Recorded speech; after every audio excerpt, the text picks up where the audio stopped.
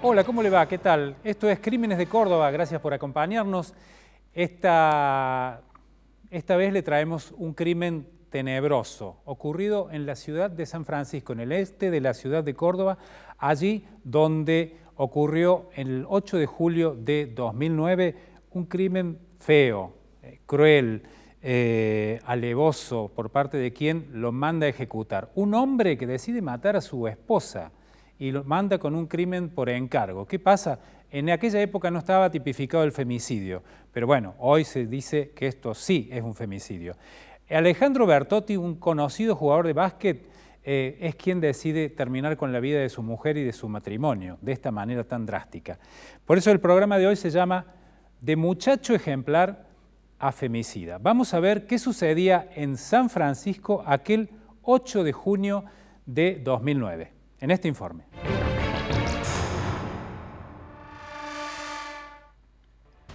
En la tarde del 8 de julio de 2009, San Francisco se conmueve.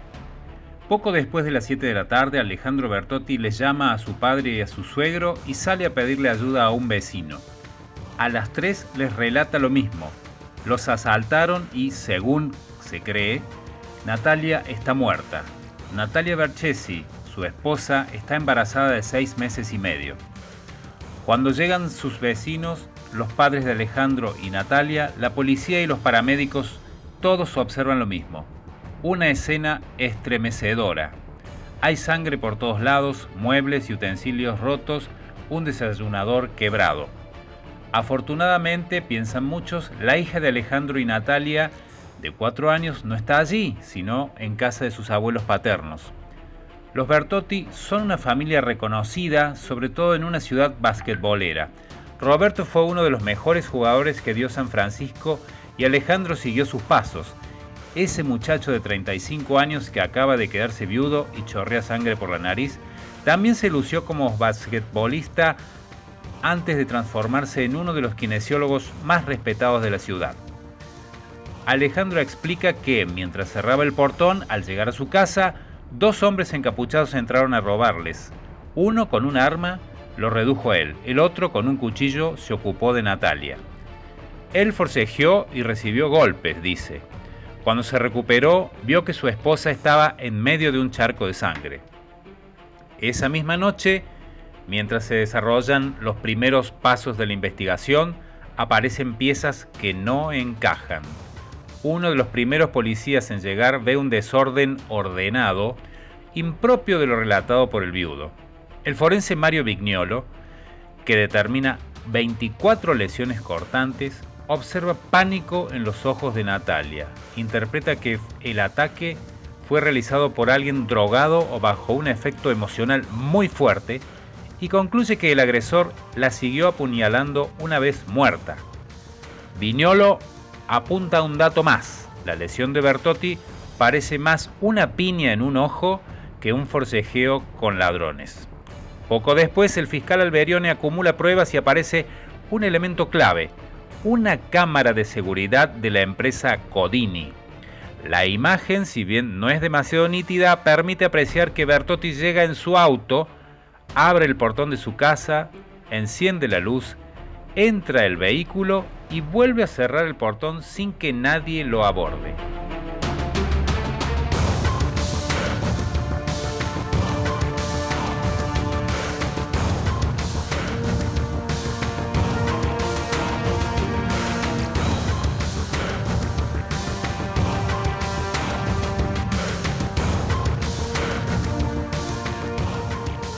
En San Francisco, nadie, ni siquiera la familia de Natalia, quiere creer lo que empieza a suceder, que todos los caminos conducen hacia Bertotti, el muchacho ejemplar.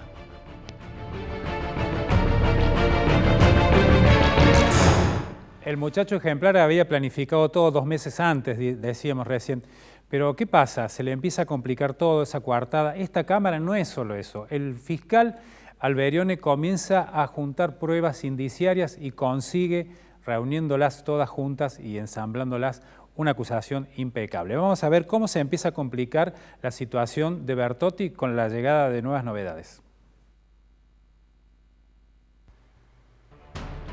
Además de la cámara de seguridad que desbarató el relato del robo, la historia empieza a cambiar el domingo 26 de julio, 18 días después del hecho, cuando se entrega Leonardo Forti, un joven que confiesa haber sido contratado por Bertotti para golpear a Natalia. Pese a todo, la familia de Natalia aún confía en Bertotti. Víctor, a esta altura ustedes siguen defendiendo a Alejandro. Sí, con seguridad. ¿Por qué tanta seguridad? ¿Qué le da la seguridad? Y la convivencia de 7 años con él y sabemos qué clase de persona es. En 7 años yo pienso que conoces a una persona, ¿no? Bueno, una excelente persona, Alejandro. No lo digo yo, lo dice toda la familia, ¿no? El miércoles 29, finalmente, el fiscal Alberione detiene a Bertotti y lo acusa del homicidio calificado por el vínculo, alevosía y promesa remuneratoria. Durante el juicio de 2011 quedó establecido que Bertotti había planificado el asesinato al menos durante 2 meses. Había buscado un sicario e inclusive elegido el día y la hora, un miércoles al anochecer, momento en que la hija del matrimonio la pasaba en la casa de sus abuelos. Era la única tarde de la semana que la niñera no iba a la casa de Alejandro y Natalia. Si bien la pareja parecía ejemplar para familiares, vecinos y amigos, hacia el interior estaba deteriorada. Ambos querían separarse. En su cabeza, Bertotti estableció un plan escalofriante. Contactó a los hermanos Diego y Leo Forti para matar al esposo de una kinesióloga que le gustaba y también a su esposa, Natalia. El plan parecía ser simple. Viudos ambos, conseguiría que esa kinesióloga finalmente se fijara en él. Los cruces de llamadas con Leo Forti fueron incesantes y se dieron hasta 1 hora antes del asesinato. Siempre se hacían desde cabinas o teléfonos públicos para que no pudieran ser rastreadas.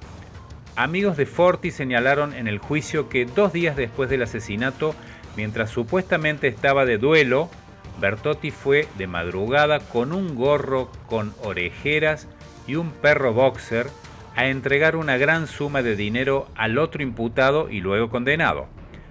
Aquel 8 de julio, Forti había ingresado al domicilio de los Bertotti escondido en el asiento trasero del auto que conducía Alejandro. Fue Forti quien atacó con un caño a Natalia para que luego Bertotti soltara toda su furia femicida.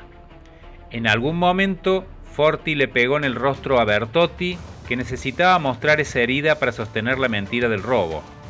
Luego se llevó el dinero y huyó rápidamente. Poco antes de caer, Bertotti había dejado otras pruebas.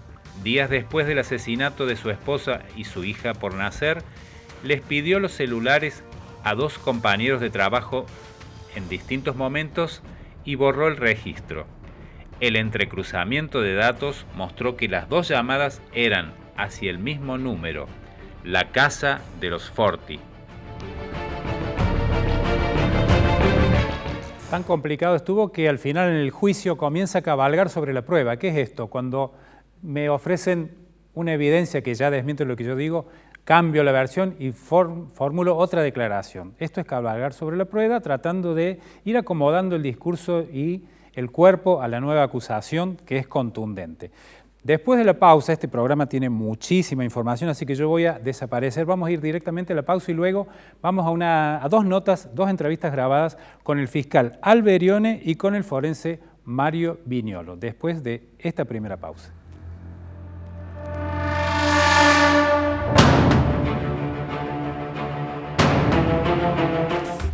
Canal C, 15 años. Estamos con vos. Estudio Jurídico Arias, abogados, agentes de la propiedad industrial, patentes y marcas. Para ser buen abogado no hay que memorizar los códigos, hay que saber aplicarlos. Nicolás Díaz y Asociados, Cobertura Jurídica Nacional. De Allende, Gianotti, Aguirre Mosquera y Longobardi, abogados especialistas en Derecho Penal Económico. A la hora de defender sus derechos, elija un profesional de confianza y avalada trayectoria. Juan Fernández Salé, 30 años en la defensa penal. Desde que comenzó la pandemia, El intendente Martín Zarzora y sus equipos de trabajo se propusieron cuidar rigurosamente a todos los vecinos, con acciones permanentes de prevención, como el uso del tapaboca y distanciamiento social, con entrega de barbijos y alcohol, y con desinfecciones de veredas, calles y colectivos. Estos cuidados se seguirán reforzando, pero necesitamos que nos ayudes, porque cuidarnos es responsabilidad de todos. Toma conciencia y hacé tu parte. Juntos tenemos futuro. Municipalidad de Córdoba. El éxito no se espera, se construye día a día con esfuerzo y dedicación. La única manera de ser libres es ser esclavos de la ley. Tus derechos no son negociables. Asesorate. Este programa cuenta con el auspicio de la Asociación de Magistrados y Funcionarios Judiciales de la provincia de Córdoba. Yangües, Papagenadio y Asociados, servicio de abogacía, atendiendo sus inquietudes y desarrollando en conjunto la mejor solución jurídica para su caso. Estudio Ortiz Pellegrini y Asociados, Derecho Penal, Penal Económico, Asuntos Administrativos, Constitucionales, Civiles y Comerciales, Contencioso Administrativos y de Familia. Estudio Romano e Hijos, especialistas en daños y perjuicios. 40 años de trayectoria en accidentes de tránsito y de trabajo.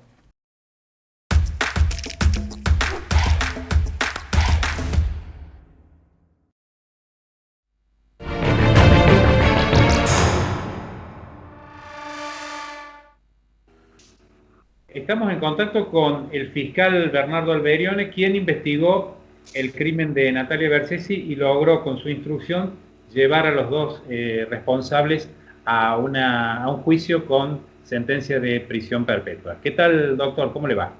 Buenas tardes, ¿cómo le va? Buenas tardes. La idea es comenzar a repasar lo que pasó, sobre todo al comienzo de la instrucción, cuando usted tuvo que, se me ocurre una expresión, nadar un poco contra la corriente porque estaban en una ciudad relativamente chica, con muchas influencias, mucha gente conocida, y a lo mejor el contexto con el que arrancaban en contra principalmente de Bertotti era un poco adverso, porque todo el mundo lo tenía como una persona muy apreciada, muy querida, ¿verdad? De hecho, era una persona muy apreciada, muy querida, era muy respetada profesionalmente, muy buscada por su capacidad profesional y también por su actitud personal hacia los pacientes. Aparte, una persona muy vinculada con el deporte, con el básquet. Su padre fue instructor de básquet de varias generaciones.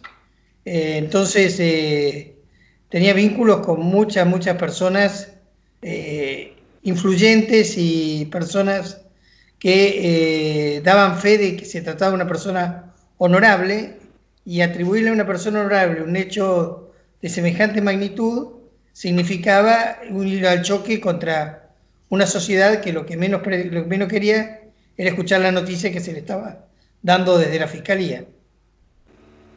Bien, ¿usted cómo puede marcar cuál ha sido la prueba clave que lo comprometió a él? ¿Qué tipo de evidencias usted podría señalar? En todos los años que llevo de fiscal le puedo decir que nunca hay una prueba clave. Es la sumatoria de pruebas que conducen a una hipótesis que es la que se mantiene en la acusación de la Fiscalía al momento de solicitar la citación a juicio. No tenemos una prueba dirimente. Todas tienen que estar sumadas y analizadas en conjunto. De hecho, en muchas causas cambiamos la naturaleza de la resolución al analizar la prueba en conjunto. Por eso no le puedo decir que haya una prueba dirimente. Acá no había ADN, no había registro de lo que pasó en ese lugar del crimen, pero ¿qué tipo de otros elementos encontraron? Porque usted dice que me está diciendo de alguna manera que es indiciaria la prueba. ¿Cuáles serían esos elementos? A ver, esos elementos son de índole múltiple, porque ¿qué pasa? Ha intervenido policía judicial, ha intervenido personal de investigaciones, ha intervenido genética forense, ha intervenido planimetría, han intervenido personal especializado de Córdoba respecto a homicidios, como fue Miguel Robles, que colaboró con la investigación. Hemos tenido psicólogos apoyándonos, como Javier Chilo. hemos tenido permanente apoyo de lo que es Federico Storni a cargo de la Policía Judicial, y en su momento el fiscal general Darío Besaro, que nos apoyó en todo momento en la investigación como para que lleguemos a buen puerto. Y la defensa o el propio Bertotti esgrimieron algunas cuestiones exculpatorias diciendo que no eran ellos, etc. ¿Usted qué opina de eso, doctor? Negaban el hecho, negaban la autoría del hecho, y lo que participé en la audiencia de debate, en la cual la acusación fue llevada ante un tribunal integrado por jurados, y la defensa se basó principalmente en atacar la instrucción y en atacar la tarea hecha por la Fiscalía. Objetivo que a claras luces está que no se logró, porque lo que fue respecto de Alejandro Bertotti, el veredicto del jurado popular fue por unanimidad. Así que evidentemente la prueba que se había recolectado era de calidad, cantidad e indiciaria suficiente como para no dejar dudas respecto de la autoría del hecho. Doctor, ¿se confundió o se equivocó, mejor dicho, Bertotti en contratar un sicario que no era de buena calidad, entre comillas? ¿Un sicario que no era de primera mano? No sería prudente dar recetas de qué contratar. Creo que se equivoca al momento de pensar en la alternativa para solucionar un conflicto de pareja, optar por la muerte de la persona que estaba gestando un hijo del cual era padre, porque así se comprobó con el ADN posterior. Le pregunto esto porque se decía que quien él quería contratar era un hermano de Forti, que ese era una persona que tenía alguna experiencia en algunos hechos turbios, y que le dijo que frente a una persona embarazada le dijo no, y eso yo no lo hago, pero que se ofreció finalmente el autor, finalmente, el cómplice de él. No solo ha estado buscando personas que acometan el hecho, sino que dentro de lo que se probó en la causa existía la intención de matar a otra segunda persona, también por motivos vinculados a la misma, digamos, la misma finalidad, cuál era una relación que él pretendía tener con otra persona. Digamos, en la cabeza de Bertotti a veces no debemos meternos en la mentalidad de personas que cometen un crimen, pero él estaba en una mala relación con su esposa, quería salir de esa relación y quería entrar en la relación de otro matrimonio, matando a la pareja de la mujer que él le gustaba. Eso fue básicamente lo que quedó acreditado en la causa. Habiendo ocurrido el primer hecho y habiendo sido detenido, evidentemente todo lo demás forma parte del contexto de la investigación, pero no fue sometido a juicio para nada. ¿Usted, doctor, tenía una hipótesis fácil por la cual irse y todo hubiera sido más fácil, más simple? Sé que a usted no le gustan las empresas fáciles porque sí nomás, sino que investiga según la prueba. ¿Qué me puede decir al respecto? Que cuando inicio una investigación no leo otra cosa que no sea la prueba, y no veo otra cosa que lo que puedo acreditar, y me guste o no el resultado de esa investigación, es lo que tiene que ser y es lo que termino resolviendo. Esto es así desde que comencé con mi tarea fiscal ya hace 26 años, o sea que... Eso quería preguntarle, ¿qué edad tenía y cuántos años de fiscal tenía cuando pasó esto? Y fui fiscal desde el 94 y esto ocurrió en 2009. Ya tenía 15 años de fiscal. Exactamente. Sí, sí. ¿Sigue? Sigo. Bueno. Y sigo buscando las cosas, sigo diciendo lo que veo y lo que puedo acreditar. Lo demás no existe en la causa. Bueno, una buena forma de cerrar la entrevista es sobre cuál es su estilo, doctor. Muchísimas gracias por colaborar con Crímenes de Córdoba. Por favor, que tengan buenas tardes.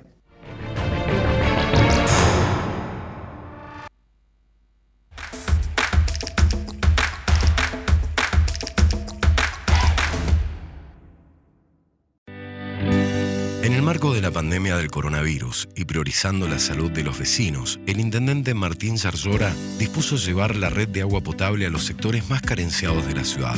Esta primera etapa abarcará 8 asentamientos que contarán con este servicio vital en el cuidado de la salud. Juntos tenemos futuro.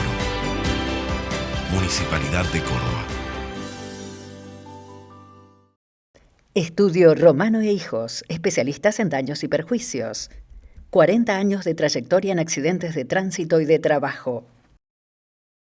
De Allende, Gianotti, Aguirre Mosquera y Longobardi, abogados especialistas en derecho penal económico.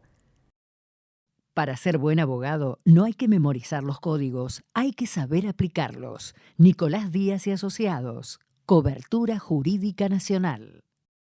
Estudio Jurídico Arias, abogados, agentes de la propiedad industrial, patentes y marcas. Este programa cuenta con el auspicio de la Asociación de Magistrados y Funcionarios Judiciales de la provincia de Córdoba. El éxito no se espera, se construye día a día con esfuerzo y dedicación. La única manera de ser libres es ser esclavos de la ley. Tus derechos no son negociables. Asesorate. Yangües, Papagenadio y Asociados, servicio de abogacía, atendiendo sus inquietudes y desarrollando en conjunto la mejor solución jurídica para su caso. Estudio Ortiz Pellegrini y Asociados, Derecho Penal, Penal Económico, Asuntos Administrativos, Constitucionales, Civiles y Comerciales, Contencioso Administrativos y de Familia.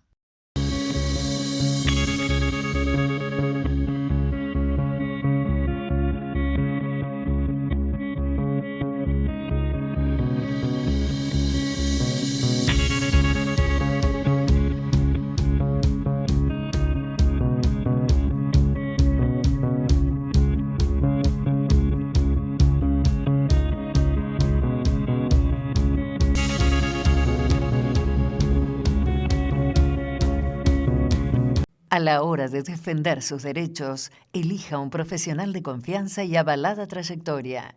Juan Fernández Salé, 30 años en la defensa penal. Canal C, 15 años. Estamos con vos.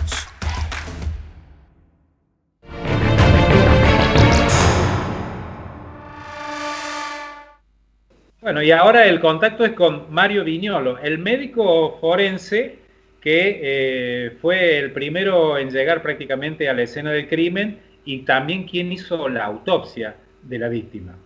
¿Qué tal, doctor? ¿Cómo le va? ¿Cómo te va? Buenas noches, a vos y a toda la audiencia. Te hago dos preguntas en una, doctor. Ustedes se conocían de antes, tenían una relación profesional en la clínica y además no entiendo cómo llega usted acá a la escena del crimen. ¿En qué carácter? ¿Alguien que él llamó como amigo? ¿El médico forense que llegó a hacer los trámites de rigor? No, yo en esa época era director del Hospital Iturraspe, fui 17 años director y a la vez médico forense.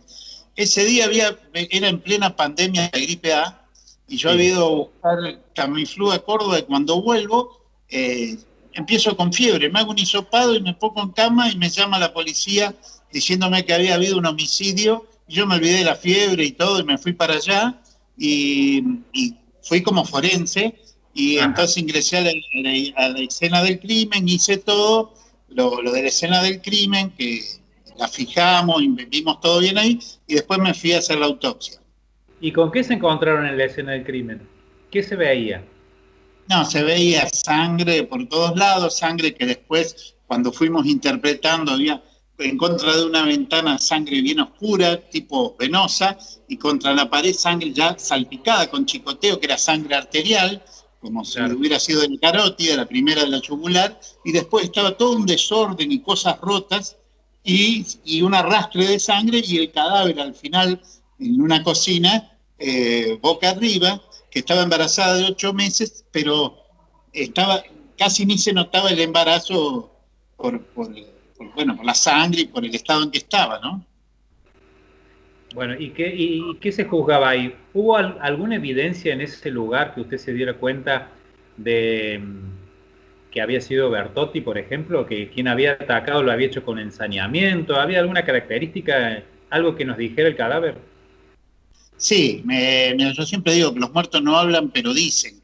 Y yo esa noche llego al lugar del hecho, yo lo había nombrado en el hospital, pero cuando se creó en el hospital un centro de rehabilitación, le pedí a la jefa de kinesiología que me diga quién eran los mejores kinesiólogos, y de hecho él era uno de los mejores de la ciudad, lo nombré, pero nunca tuve una amistad ni relación más que hola y chao. Y yo siempre que tenía que nombrar a alguien pedía referencias, no buscaba amigos. Y entonces, esa noche llego, tenía todo el aspecto de un homicidio pasional, nadie que va a robar mete 24 puñaladas, pero estaba el relato este de, que yo incluso tuve espontáneamente un dicho cuando llegué, fuiste vos, Ale, y bueno, pero estaba este relato de las dos personas que lo habían apuñalado, encañonado, amenazado, y entraron con él, y en donde estaba el cadáver y donde él decía, que también nos llamó la atención, que había salido los asesinos por el patio, había un tendedero que cubría la puerta. Claro. Y entonces llamaba la atención. Y al día siguiente, cuando yo me levanto de la cama para ir al velatorio, como deudo ya, me llama el doctor Alberione y me pregunta si yo pensaba que podía ser él, y le digo, mira, de entrada pensé, pero estando este relato se cae todo. Y dice, no, las cámaras enfocan que entró solo. Y le digo, bueno, entonces ya no hay más que hablar. Ajá. ¿Y en el cuerpo de la víctima había algo particular en el vientre? ¿Habían limpiado el vientre? ¿Qué se veía? Ella tenía un degüello doble, como si cortado para un lado y para el otro, que era un degüello homicida, que difiere mucho del suicida, que por supuesto que no era un suicidio, y tenía 24 puñaladas en todo el cuerpo, pero todas respetaban el abdomen. No había una sola puñalada en el abdomen, y no había sangre tampoco en el abdomen, estaba como limpiado.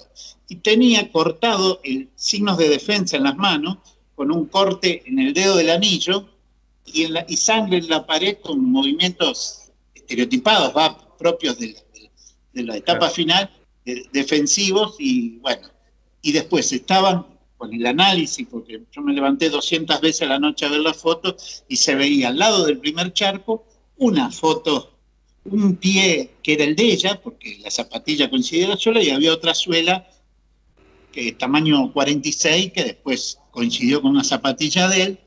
Y entonces fuimos haciendo toda la secuencia, el primer corte de la yugular donde estaba la sangre negra, que ahí le habían pegado, y después en la filmación se ve prender y apagar la luz, y ahí se ve sangre, y se ve toda sangre de arterial en la pared contra la llave de la luz.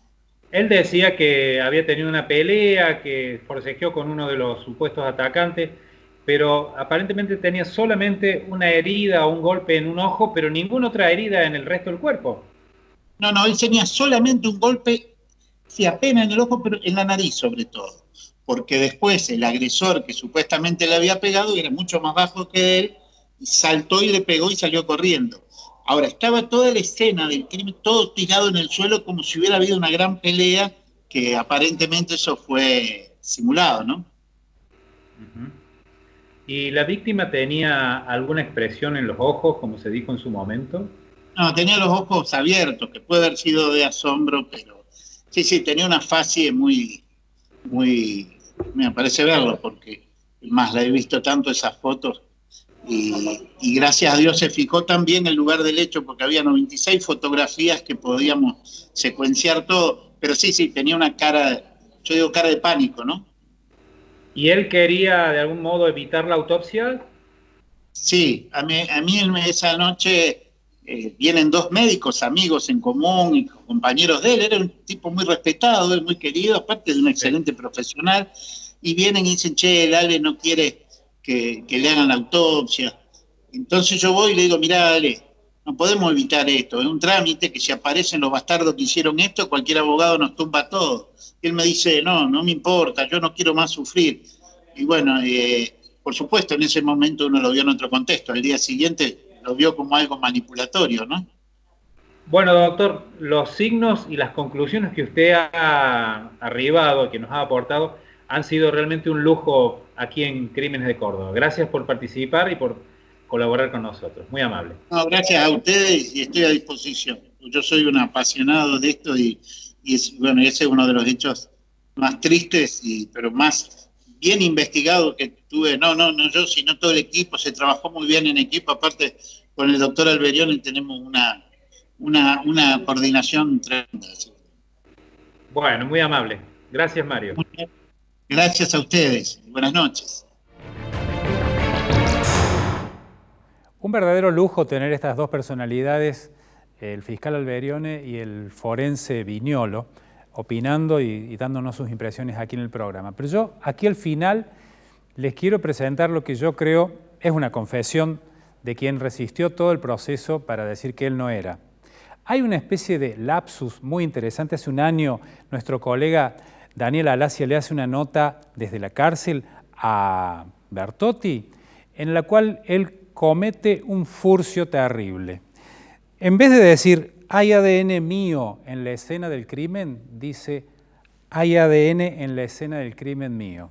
Fíjense, aquí está. ¿Y tanta gente lo odiaba o por qué motivo? ¿Cuál es la gente que declara en contra mía? A ver, la policía. Los testigos también, testigos que dijeron haberlo visto, que explicaron toda la situación en el juicio. Justamente lo que usted dice, yo le estoy diciendo que son todas mentiras, bla, bla, que me vieron, pero, o sea, estamos hablando de un homicidio, ¿sí? En donde no hay móvil, en donde no hay arma homicida, en donde no hay ADN en la escena del crimen mío, ¿sí? No hay ADN en la escena del crimen mío. Se hace cargo del crimen. Bueno, a veces el inconsciente nos traiciona y nos deja estas cuestiones muy interesantes, por cierto. Bueno, gracias por acompañarnos en este programa de Crímenes de Córdoba. Nos encontramos en nuestra próxima emisión. Muy amables.